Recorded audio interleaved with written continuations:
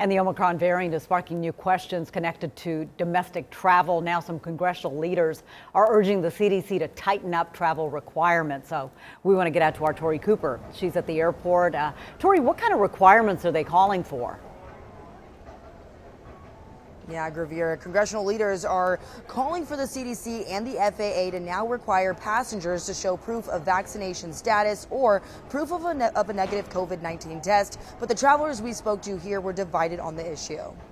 Some passengers are just not ready to show proof that they are healthy enough to travel this holiday season. I'm against it, kind of, because I do think it's going to be a burden on people. I believe it's a good suggestion. But 4 members of Congress are now urging the CDC and the FAA to require travelers to either show proof of vaccination or a negative COVID-19 test before just hopping on a plane. Congressional leaders sent this letter to the CDC and the FAA on Monday as cases of the new Omicron variant are now doubling in the U.S. every 1 to 3 days, something experts predicted and are still trying to understand. In the United States, as can be seen, that we are one of the handful of countries that was hit the hardest with this, with now over 50 million cases. And just last week, we passed that very terrible landmark of over 800,000 deaths.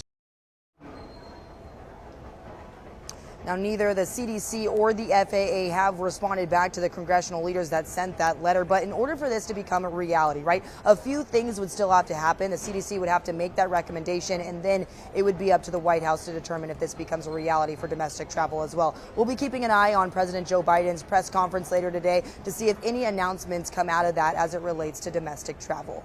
Reporting live from Hartsfield-Jackson International Airport, I'm Tori Cooper, CBS 46 News.